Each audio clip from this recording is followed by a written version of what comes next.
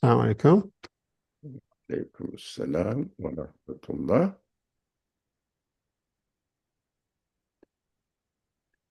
Can you hear me, Dr. Ali? Uh, just a minute. There is a Okay. small thing I have to deal with.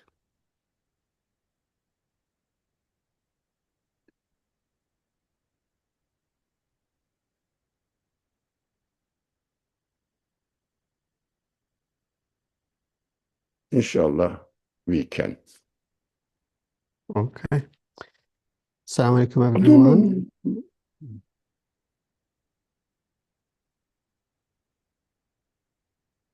Okay. Bismillah ar-Rahman ar-Rahim. Alhamdulillah Rabbil Alamin. Wassalatu wassalamu ala Sayyidina Muhammadin wa ala ali kulli wa sahbihi kulli ajma'in. Rabbi shrah li sadri wa yassir li amri wa hlul uqdatan min lisani yafqahu qawli. Welcome to another session. We're continuing our journey of uncovering, unearthing the Quranic treasure. And as we delve more and reflect on the deep meaning in the Quranic verses, and we appreciate and understand the importance of Quran as the book, for the mankind and the book for the believer particularly. And we argue that we live in the month of Quran, but unfortunately we are quite distant from Quran. In terms of understanding its message and bringing to our life. And this program, inshallah, helping us to better understand and appreciate Quran and connect to the Creator through the Quran and the creation. Now, yes, the topic that we're discussing is the categories, how we categorize the Quran as a book. And we mentioned 7 categories, and we are in the 7th one, in which we're looking at a particular ayah to see how the Quran beautifully, wisely, perfectly give us some universal principles on social matters, on economic issue, on justice. So, and one issue obviously is that, a lot of vulnerable individuals like orphans, and the Quran mentioned this issue many times, that 23 ayahs in the Quran covers the issue of orphans and invite us to be watchful, to be careful, to be compassionate towards them. Now, this part is very obviously is very clear, and we discussed yesterday. We said that you don't have to become even Muslims to really take care of the orphans, because it is in the fitrah of human being. When you see vulnerable creatures, a baby or orphan without mom and dads and need help, so you want to help, and that is in a way that builds in characters or trait in human fitrah. And then we said, what is the point? Why the Quran mention again and again, not once, not twice, not 10 times, 23 times? So we said there must be reason behind that. And as we try to understand that, we look at other verses in which that we see the Quran is saying that even if you think you're doing good thing, if you don't see the sign of God in what you do, you're not going to get any reward, and you're going to get punished for that. That was very, interesting one, because most of the time we think like, there are people who are not Muslims or not believers, they do the good as well. Why shouldn't they go to Jannah? Why shouldn't they be rewarded for their good thing? And that particular ayah was saying, no, and even if you do the good thing, if you don't really see the sign of God in the good that you do, you're not going to get any reward, you're going to get punishment. Now, why we mention? Because the whole point of being asked to help the orphan is not just a social, let's say, welfare or solidarity. It is essentially is the concept of rububiyyah, is to understand who is the helper, is to understand who is the one with the care and compassion, helping the orphans and helping us. So in a short, we said that basically from the Quranic perspective, we are supposed to experience the attribute of the Creator through our actions as we help a needy person like an orphan, that we're supposed to understand how the most merciful Creator is helping everyone, including this needy person, through us. So if we get this understanding, that experience that we have is going to help us to see the sign of God, to see the attribute of God in that particular action, and to connect to Him and to get to have the consciousness of the Creator. So that's, we said, that is the main point. That's the key outcome that is expected. And for that, you have to have belief. For that, you have to see the sign. For that, you have to have right understanding of who is the helper. And since non-believers do not have that, that we says they cannot be rewarded because they don't do for that purpose. Now, there's some other verses. It gives impression that everyone's going to get reward based on their situation. So we're going to reflect on those as well to see how should we put all those together and understand it. What does it mean? And then we're going to delve even further on the concept of orphan to see how we can drive a universal message from that. What does it really mean to us? And I think if we get it this way, we're going to see this ayah is not about the orphans in a conventional sense. It's about much more than that. But let's see how we're going to, Dr. Ali is going to bring those issues. Let's start, inshallah. Now, thank you for this summary of yesterday's discussion.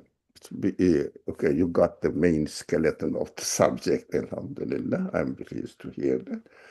But when you are presenting, it reminded me one point that we have to share with our friends here.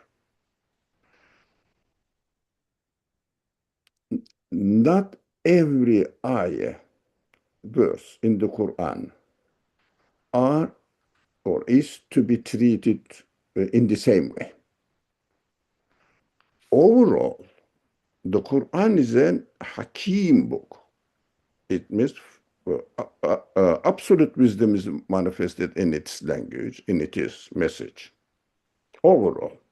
But there are some verses related to the events happened in the past, and God is telling us this, narrating this to us, and we have to read these sections of the Quran with slightly different methodology. There are some verses directly mentions the heart of belief matters. They have to be treated and understood in another category. Not totally independent from each other, but since our subject is social, economic, and political matters that the Quran deals with, now these verses are very sensitive verses, how to deal with these verses, these ayat. We have to definitely bear in mind that every Sharia rule has two aspects.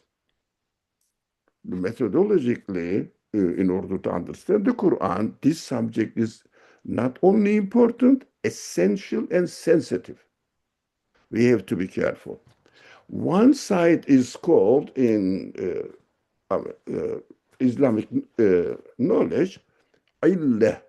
It means the exact reason why this ayah says do this or don't do that. That is will of the Creator. Now, if someone doesn't believe in God, it means nothing for him. But if someone reads the Quran after believing in God, being convinced about it, first he has to remember my creator is asking me to do this, not to do that. While I am performing this action primarily because my God asked me this. But at the same time, the one, God, Allah, Rabbul Alameen, is a wise creator. He's not expected from our perspective. He will order me something with no wisdom. The wisdom side of this ayah looks to the practical fiqh rulings. But that is called hikmah side. In the side, the reason must be understood from belief perspective in God. Which kind of God I am following and which kind of capacity he has. He is the absolutely wise, absolutely merciful, and absolutely knowledgeable one without any boundary, time and space-wise. So if we really look at or listen carefully to how we deal with the ayats of the related to the social or Sharia subjects, we are emphasizing on mostly illah side. Which kind of God is asking me, or which kind of qualities that God, the creator, speaker in the Qur'an, is telling me this. That's why we emphasize when I give to charity, when I help and protect the orphan, I have to remember that this feeling is created by God. Look, we are not looking at the wisdom side of it yet. Now, and my creator has given me this sense. And my creator asking me not to use your sense in your name, in my name. I am the owner of your sense. I am the guide for you telling me this to put into practice your senses in the best way. Now, after this step, jurisprudential side, ruling side, Sharia side comes in. It says, how can I organize the rights of orphans in a society? Of course, in a believer society, according to the requirements of the Quran. In non-believers, non-Muslim society, they will do it according to their values. Now, our subject is Muslim society, believer society. So, because it is not our subject to deal with fiqh matters, how can I distribute the property of orphan? It is not our subject, and especially as far as I am concerned, there must be some people expert on it. As far as I am concerned, I am not expert on fiqh. So not expert, so I don't want to jump into that subject, which is not my expertise.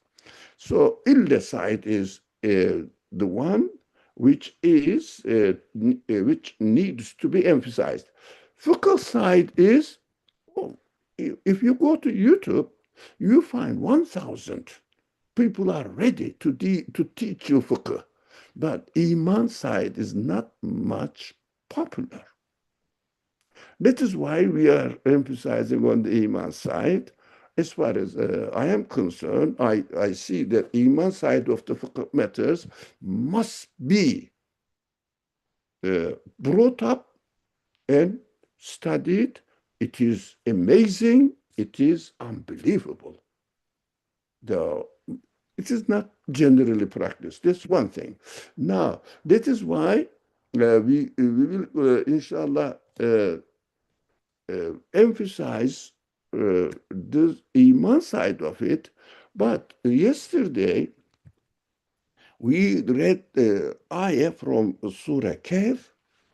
Those people who don't take care of orphans in particular, in general, do good deeds, will receive nothing at all.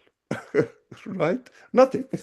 So, and in the judgment day, their balance will have no weight for their good deeds. But there are many verses in the Quran which are related mostly to the in the context believers area, and God promises that they will never waste their reward. But there are also some verses which I took here, and I will share it quickly with you. There are also some verses in the Quran without relating the context to the conditions of to be a believer while we are helping the orphans or doing good actions. Now, these words, ayats are here. These are not within the context of believers. It means human condition. Why this? We can talk about it, and why this difference usage of the ayat, saying one says there will be no reward, the other one says there is a reward, a little bit. So in comparison, I am going to read it. If you want to, do you want to say anything, or I am going to read it and No, go? I think please go ahead, read it, because this is really a very important question when we look Yeah, at those to see what is the reason behind that. yeah. Okay. Among those who don't perform their deeds in the name of God, is there no difference between those who don't good, who do good and who don't, and those who do evil? They are non-believers anyways. Is the question clear? I think so. I think it's like Yeah, many people will think there are a lot of good people among non-believers as well. Why should they not be rewarded at all? yeah. The one who kills and the one who protects the downgraded graded ones. Are they equal? But both of them don't believe in any God, let's say. Here, everybody, I have chosen, especially those ayats that Muslim people are familiar with, so that it will be easy to follow them. Here it is.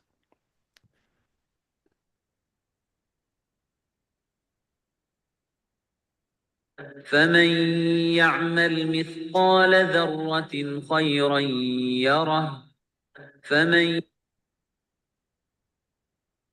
ومن يعمل مثقال ذرة شرا يره.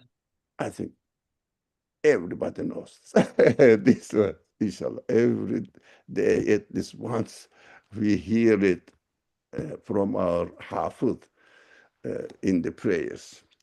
Now, of course, the context is for everyone, human side. Now, the translation, whoever has done an atom's weight of good will receive the reward of it. But whoever has done an atom's of weight of evil will receive the consequence of their evil deeds. Right? Clear? It means any human being who does good, who does bad, they will have their consequences, or the consequences of their deeds. Clear, isn't it? Yes. There is no need to talk more, but we will make the comparison between two ayats. Now, let's go to this ayah. I think everybody is clear about it. There is no need to spend time on it. All right. All right. Okay. وأن ليس للإنسان إلا ما سعى وأن سعيه سوف يرى ثم يجزاه الجزاء الأوفى. Beautiful. وأن إلى ربك المنتهى. Yeah. No. And that each person will only have what they have striving for. Each person, not believers necessarily. Believers and non-believers. And that all consequences of his striving will be evaluated. Understood? Huh? Almost the same message is given as we read in the previous verses. Then, in the end, he will be repaid in full for it. Look, in full, right? Yüzel ceza el evfa. Everything will be paid. Well, the last ayah is very interesting. And that to your Lord alone is the ultimate return. What does it say, this ayah? The last. The previous ones are saying everybody will be rewarded according to what they do, but Iman is not the subject here. It means every human being. Now, the ones who are getting or doing the good deeds in the name of Allah is different from who are doing it in the name of human senses, and also the third category who are doing it in spite of God's will. I am the one who is doing it with a claim. Yesterday, we talked about the ayah who claims that, rejects the prophets, rejects the religion, rejects. Look, not accepting is not rejecting it. For example, my neighbor says, they don't really think seriously, but says they are Christians. Do they have any hatred to Islam? No. But we know there are some people who really hate Islam. Knowingly that I'm not going to allow Muslims to have some sort of opportunities. Now, are they the same? No. Yesterday we discussed this one, rejectors. Today we are discussing ordinary human beings. They don't know. They are grown in a Muslim society. That's why they are Muslims. They are brought up in a Christian society. That's why they say we are Christians. Why? Because we are Christians. Yeah, usually some Muslims also use the same expression, which kind of they call it in America religious tradition. You are following. I was born in a Muslim family. What does it mean? It means as everybody understands that he is a Muslim. Oh, okay, but have you chosen Islam? That's another serious question. So I was born in a Muslim. That is the language usual. So, but the last verse is important. Yeah, we know on which conditions rejectors, deniers side is different from not accepting. That's following their tradition. But no, hey, we know that. Huh? We know that some people, I don't want to name it, and especially particular group of people, hate Muslims, hate Islam. Are they the same? Of No. course not. But about individuals, this person, does he hate? Does he do this because of his own egotistic satisfaction, or because he is doing it? That's how we have to have a fair society. No? Or have a peaceful society, equal society, pro-justice. We are against war. People shout here. against war. War is not the solution. Do they hate Islam? No. Do they sympathize Islam to a certain extent? Yes, I know. These are following human senses, not in spite of obedience God's order, in spite of hate for God's religion. No, just as a human being. But how are we going to treat people? The last verse says, وَأَنَّ إِلَىٰ رَبِّكَ الْمُنْتَهَى, and that to your Lord alone is the ultimate return. He will decide.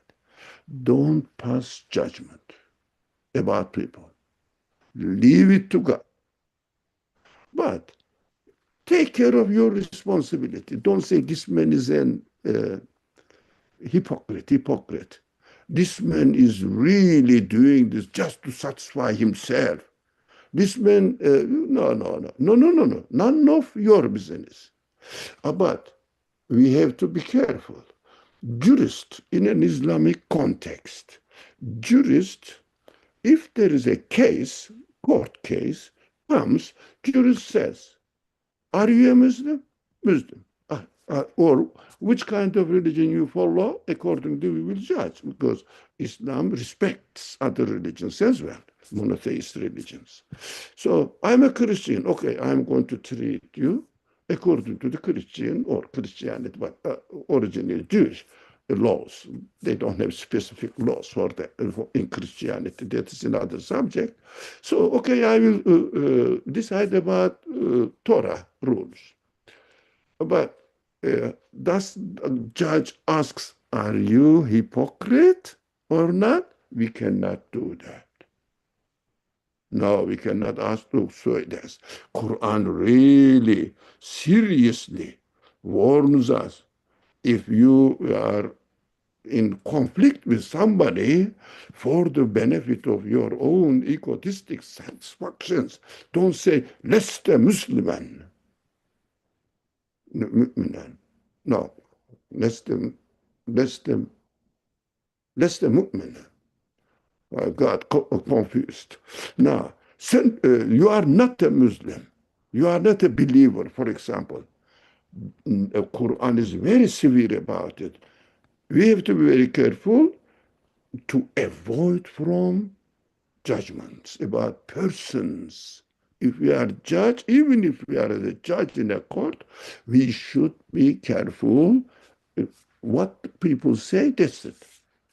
Heart, we don't know. That's why Quran mentions a lot about hypocrites, but never mentions a name. And we don't know which people who.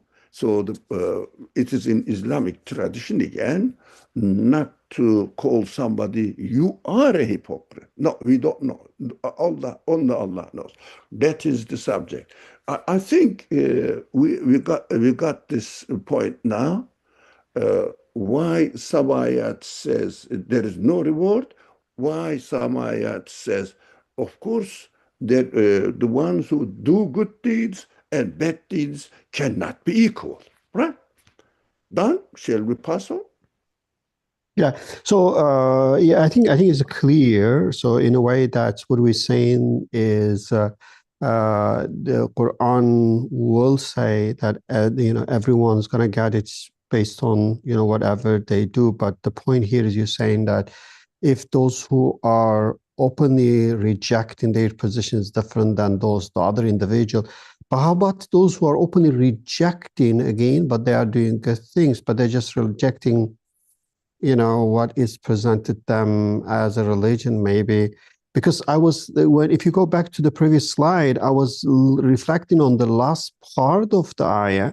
I was thinking, is it possible to say from the last part that reward might refer to the reward and punishment in this world, but then the other eye we cover is about the hereafter. I don't know, like what is the scholar discussion? Because you see, it talks about everyone gonna get it, their reward fully, and then it says, and that your Lord alone is the ultimate return. So as if like you're gonna get your reward as an unbeliever for your good deeds in dunya, but you did it for the dunya, but in the akhirah, you didn't do for akhirah. There's no reward for you. Is there any understanding on this manner in this way, or I don't?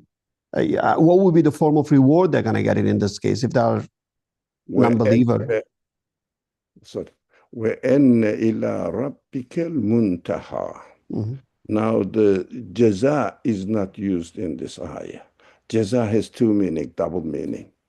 Reward or punishment. It means compensation, the equal compensation. But muntaha means ultimate point. He's the return. I mean, that's how we have to use. But there is muntaha, the ultimate destination, ultimate point, not jaza here.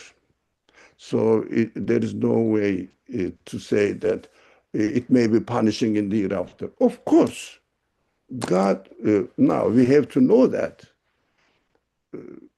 the one who orders us to do or not to do something is absolute, as far as the subject is concerned, alim, absolute knowledgeable. Hakim, because in his hukum, there is wisdom. In his order, there is wisdom. So we have to remember Hakim. And also we have to remember Rahim, or Rahman and Rahim. Two sides, but it's a great detail. We are not going to get it. What is the difference between Rahim and Rahman? So for the word Rahman, for the Akhirah, Rahim. So he orders this because he's merciful. He is ordering us something which is good for us. But at the same time, he is Adil, just one, absolutely just. But nothing is a grain of weight should not be lost. In this world, in the hereafter, we don't know. There are all infinite layers of knowledge in one subject. For example, somebody says, I am a doctor. Somebody says, I am a doctor. One of them is like me, doesn't understand much. The other one is the expert on it. Both of them are doctors, but there are degrees. No? Somebody knows mathematics at the level of middle school. Somebody knows mathematics at the level of postgraduate. Now, but most of them are mathematicians. So in paradise also, there are endless degrees, as well as in hell, there are endless degrees. That's why some verses are very severe about these obstinate deniers, rejectors, enemies of the prophets, bottom of the ghayy, hell. It means there are degrees. All the ulama agrees on it, that there are degrees. Our scholars agrees on it. So let the end result, ultimate return, no, ultimate result, let's change this word. Ultimate result. Oh, belongs to Allah. Leave it. And what are we going to gain by judging people? There will be punished. There will be have a nice life here, but in the hereafter, no. None of your business. Take care of your business. Because why? Am I jealous that somebody may go into have some light punishment, or what am I doing? Am I satisfying myself, or am I taking care of my responsibility? We have to be careful, inshallah. Here we go. I think we have to move. The Quran and the universe are speaking side by side. Now, we are opening up this orphan subject a little bit more deeper, inshallah. Okay, the Quran explains the reality of the universe The universe witnesses the truthfulness of the message of the Quran. We discussed this, right?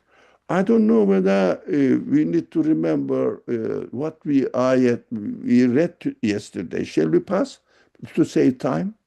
I think you can just I think we're ready. You can just remind the message there and move on because No, just if I read the translation only, I think then, that'd be good. but even we discuss this. Let's not let's save some time, inshallah. But the notes are here. When we understand the difference, we learn that the difference what? Doing it in the name of Allah, doing it in one's own name. Now we are being very light here, huh? Not an obstinate deniers and also ignorant people don't know what they are doing. In every society there are majority of the people just follow their culture. So in this context we are talking now. When we understand the difference, we learn that doing good deeds, thinking you are a good man, protecting the orphans, you are a liar. Now, in general, we are talking. We are lying there. AI companion is on message. I don't know whether it is technical matter. Yeah, you can ignore it. Okay, we can. Thank you very much. Doing good deeds, thinking you are a good man, protecting the orphans, you are a liar. You are betraying the truth and stealing the property of your creator. Now, we think that the stealing is only stealing the property, no? That somebody steal your, for example, Dr. Nejati wrote a book and ready to publish. Somebody hacks his computer and gets the book, publishes it in his name. Right? Or it is again a theft, right? So we have to say that if somebody has given you $100 as a trust, right? And if you deny it and say that this is mine, what happens? You are a liar, you are a theft. Now, somebody makes a very important, let's say, art. Somebody comes and says that this is my art. What? It is stealing. I spoke a lot, I know, but this is the key point. Now, why are we like those people who claim that this feeling is mine, naturally happened? I am a liar.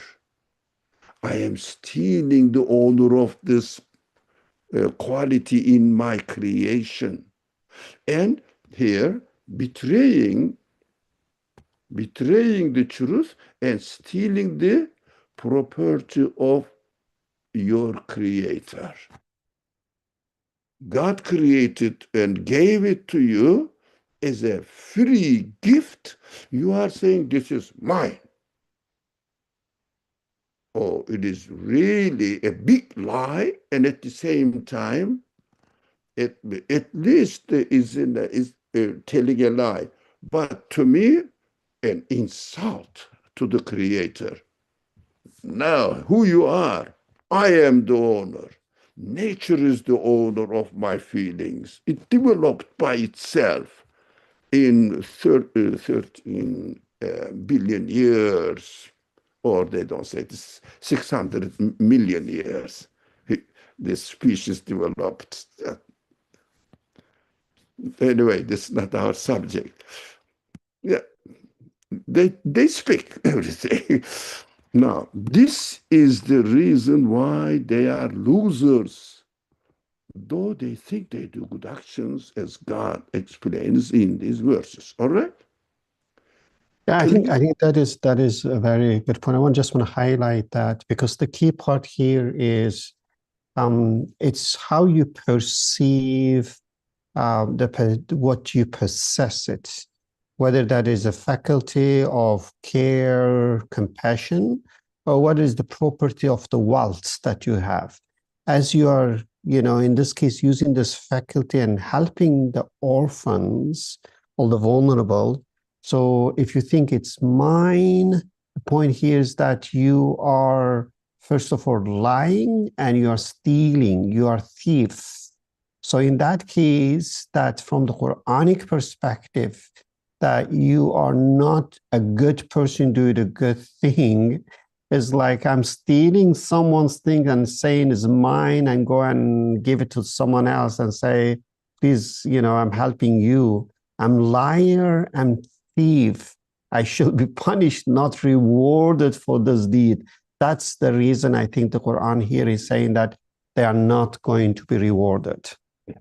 Now, Dr. Najati wrote a book, and somebody has taken one chapter from there and published, this is my knowledge. What do you think? How are they called? They call it, this is basically intellectual property is stolen. Stolen, yeah. So if you go to the court and ask this man, they will punish him for stealing. It means your knowledge has been stolen, not your property, physical property. That is essential to understand. Now, Bismillah. What do we understand from the term el-yatama in the context of this verse? Now, that we studied the verse at the very beginning. Now, I don't know which ayah, where was it? Here it is, this one. وآتوا اليتامى أموالهم ولا تتبدلوا الخبيث بالطيب ولا تأكلوا أموالهم إلى أموالكم إنه كان حوبا كبيرا. Now, and give orphans their wealth and don't exchange your worthless properties for their valuables. We said these are very important. Your worthless property, their valuables. And nor cheat them by mixing their wealth with your own, for this would indeed be a great sin. Now, here it is. No. Now, here. Where was it? No. Okay. This one, I think we are going to study here. Okay. One.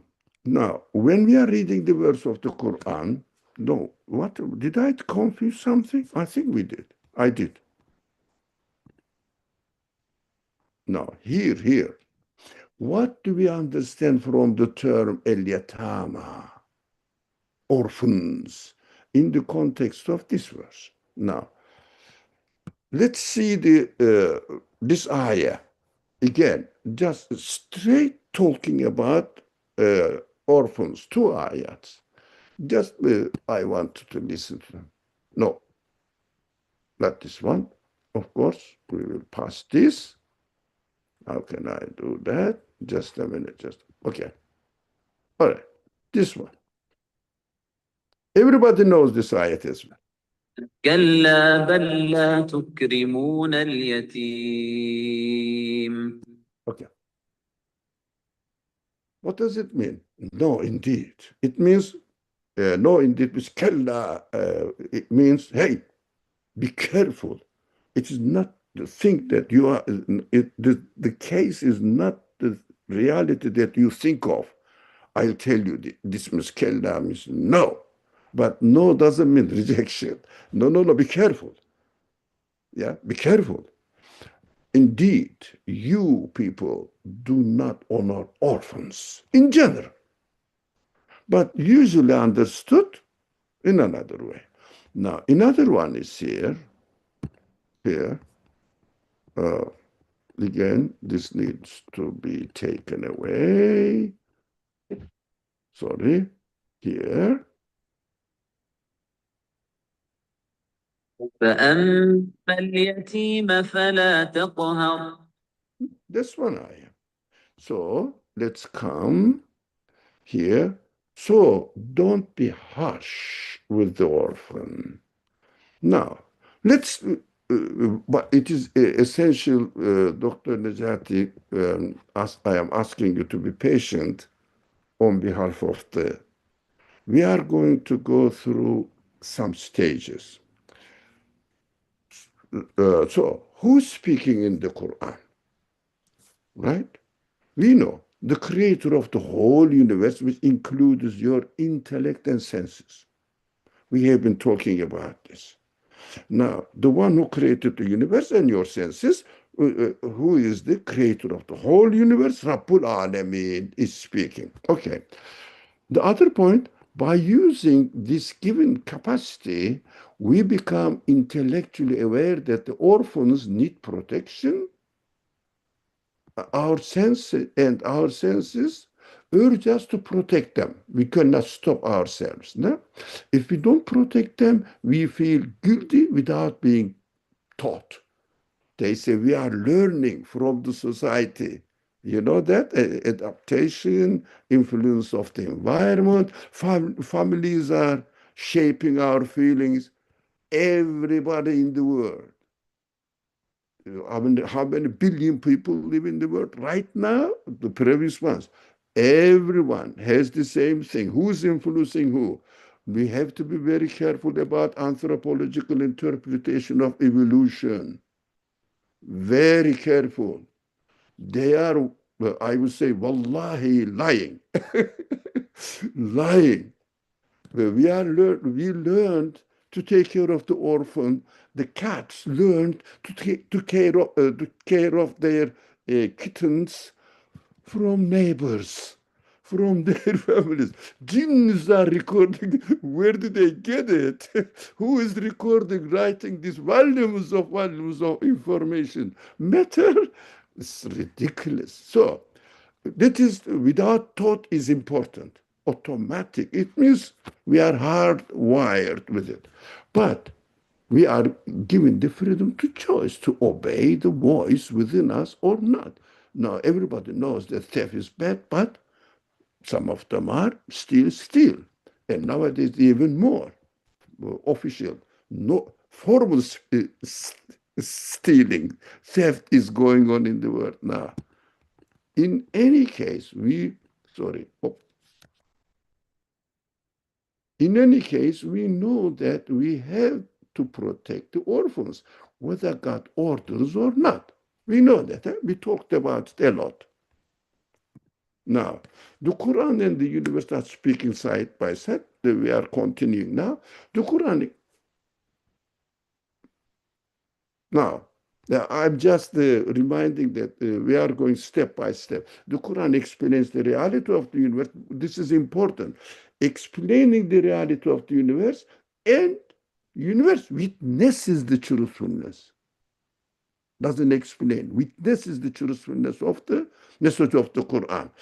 I think this sentence must always be borne in mind if we want to read the Quran and the universe side by side. That is essential. That's all I can say. I don't have to speak about it because you have to think about it. Write it down. Take notes and think about it. Why one of them explains, the other one witnesses. What does it mean? So, important question that the people are wondering about. Why? What are they? Why does the Quran order us to protect the orphans since we are already informed through the way of we are created? Now, everybody asks this. And some people even claim that I don't need religion. I know how to be a good man. I am a good man helping this. I have a hospital free for the poor ones, for example. Does God speak to us and lets us know nothing more than what the creation is telling us? Yeah? Is the creation enough? The speech, we said, this Quran explains the reality. This explanation of the universe is equal to the universe or extra information that the human beings do not know. That's what we are going, inshallah, into. Then I'm going a bit fast, but I think our participants are carefully following it. They are intellectual people, smart people. They will understand it. If they, for some reason, misses some point, they can go and listen to it from the recordings, inshallah. Is the Quran equals to the universe and does not include knowledge more than what the creation of the universe tells us? Yeah? Why then does the Quran say God teaches you what you don't know? Yeah, it means there is something that we don't know. Some aspect of the creation we don't know. Now, what we don't know. Who is orphan that the Quran talks about? Because I know the human orphan babies. I know about it. Why the Quran emphasizes, yes, Dr. Necati reminded us the importance of repetition 23 times. Orphan, orphan, orphan, be careful, be careful. Now, why? Now, the way we are created teaches us to protect the children who don't have father and mother for any reason. That's what we understand. Yeah? If we reduce these verses, 23 verses, to only the children who don't have father or mother or both for any reason, we know that there is no extra. Why? Rabbul Alameen, if you like forgive my language, bothers to repeat 23 times in his infinite universal message. Throughout the centuries, throughout the whole world, always this message will be prevailing. Now, but the Quran orders us to protect the orphans by giving this term a universal perspective to understand who or what orphan means. How do we know this? By where did you get this idea? How do we know this? By definition, Quran must be read as a guidance of the Creator who teaches us with the Quran what we don't know. We know the orphan children must be protected by the way we are created. If we read the Quran by asking why God tells me that I am already told in my own creation. It is already there. Why God keeps telling me the same thing? There must be some more aspect of this word orphan. Excuse me. Let me think what or who are the orphans at the universal perspective. There must be something more than that I did it, more than that I didn't know, and my Creator is teaching me what I didn't know in His speech, in the Quran. Now, here we are. What we do understand from ولا تتبدلوا الحبيث بالطيب. Do not exchange your worthless possessions for their orphans' valuable properties. Who are the orphans? Again, remember now, not only the children, there must be something else, including the children, babies. Now, their valuables. Now, what are the properties of orphans in creation? Why are your possessions described as khabis, worthless, and their possessions are described as tayyib, valuable? The problem is here. We read the Quran as if another knowledgeable person is speaking and do not bother to ask the Quran what it claims to be to teach us what we don't know.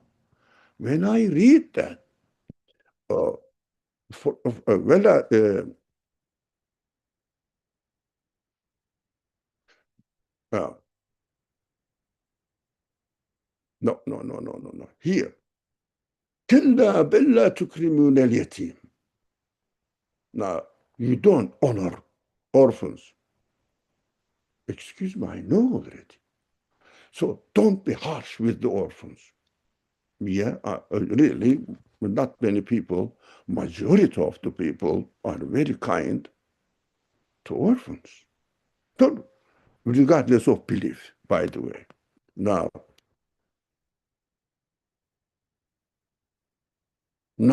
so my hobbies, my worthless things, and their valuables. The problem is here, sorry, why? When God, if somebody tells you, Nejati, Dr. Nejati, you are an economist, Dr. Nejati, what does it mean? You are an economist by profession, but you are doing something not correct according to the, your capacity. Be careful, Nejati. You are an economist, but you are doing something else. Maybe contrary to it. Right? So if we read something in the Quran telling us which is already known, and what is the point? What is the point? So, for example, the baby was in the mother's womb, and this stage. Now, biology knows it. Why are you talking? We have to ask this question in order to see. Remember the beginning. In the beginning, we talked about fiqh rulings. The verses deal with fiqh rulings has two aspects. One is illah, the other one is wisdom. Wisdom side is fiqh side of it, practical rules. Illah side is the Creator is introducing himself to us through these actions. It is not that it is happening as a result of biological evolution. It is me who is doing it. Be careful. Look at the wisdom in it. And this wisdom cannot be explained within the conditions of the capacity of the nature. Matter, dead matter. I am the one who gave life. Quran says, I am the one who is resurrecting the plants. I am the one who is recreating you every moment. Khalqun jadid, khalqun jadid. Now, what's going on? But we know that we are growing. We are changing. Quran said, I am the one who is organizing it. Acknowledge me. You cannot reduce it to matter evolving by itself. Now, the problem is here. Okay, I will stop here. I noticed that the time is up. The problem is here. We read the Quran as if another knowledgeable person is speaking and admiring his knowledge, and don't bother to ask the Quran what it claims to be, to teach us what we don't know. Let's ask now, tomorrow. Unfortunately, time is up. But we will get the juice of it tomorrow. Very interesting. I prepared something for you here. Look at these people. Look at this man, scientist. Interesting conclusions, inshallah, we are going to see. Okay. Yeah, I think the essential part here is that is, as we covered before, that we need to acknowledge our ignorance first to truly benefit from the wisdom of Quran in a way that would appear to us to be knowledge and understanding. And when Quran speaks of the same thing, is not the same manner, not same message.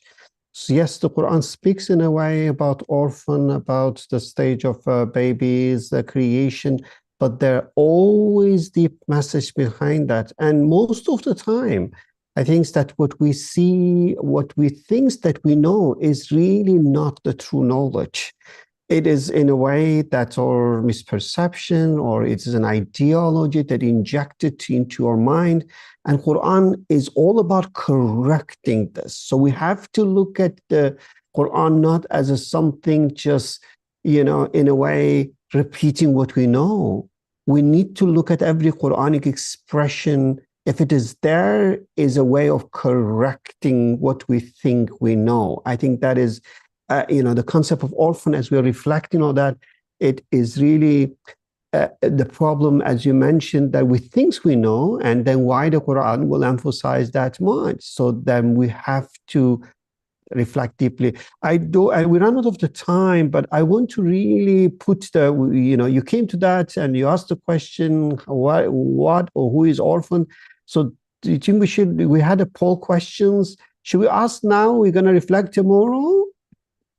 I think at the end of yesterday, the time is really 2 minutes for, and tomorrow, inshallah, we will go and delve really in deep meaning of, and I am studying this one as a case study, how the fiqh related ayat of the Quran should be read.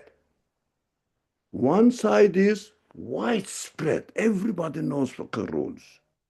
The other illah side is, unfortunately, remained orphan. We have to emphasize on it, and the poll questions are related to that part. Okay, inshallah, then we can cover tomorrow. So essentially, the concluding message is this. So we need to look at the Quran in a very open-minded manner and see the deep wisdom behind that. And the concept of orphan is one of very eye-opening concept. If we look at it in this way, we find out that Quran is inviting us to see the sign of Creator and experience the attribute of Creator through our deeds, that which we can connect to the Creator. We can be mindful of Creator. That is the primary purpose of the Quran, is to really let us know the Creator and to get us to experience the attribute of Creator, that's a Talimul Asma that we discussed before, which means that everything we do, including our understanding our orphans and the way we help the orphans, should make us to be mindful of the attribute of Creator and feel His presence and connect to Him. And I think, and that's what, when you mentioned that we should read the Quran and the universe side by side, that perhaps we can say that universe includes everything, including the event in our life, that in this case, everything will become full of wisdom and way of knowing and connecting to the Creator. But again, we started yesterday, today is second one, still the orphan ayahs are not completed. We're going to continue on journey tomorrow. I hope you can join us tomorrow to really see what is the deeper meaning and definition of the orphan. Let's just dua, inshallah. We are not going to study every verse in details, but this is very important as a case study. One example, going the step by step and learn how to read the Quran. I feel that we have knowledge of the Quran. We don't have, in general, I'm not accusing anyone. We don't know how to benefit from the Quran and what method we have to follow. We have to follow the method. We have to have a method in understanding the Quran. This is an example, inshallah. Bismillah ar-Rahman ar-Rahim. Subhanaka la ilma lana illa ma 'allamtana. Innaka antal alim al-hakim. Wa akhiru da'wana alhamdulillahi rabbil alamin. Bi hurmati sirri surati al-Fatiha. Allahumma salli ala Muhammad wa ala ali Muhammad. Okay, shukran. Thank you, everyone, and see you tomorrow, inshallah. Assalamu alaikum. Wa alaikum assalam wa rahmatullah.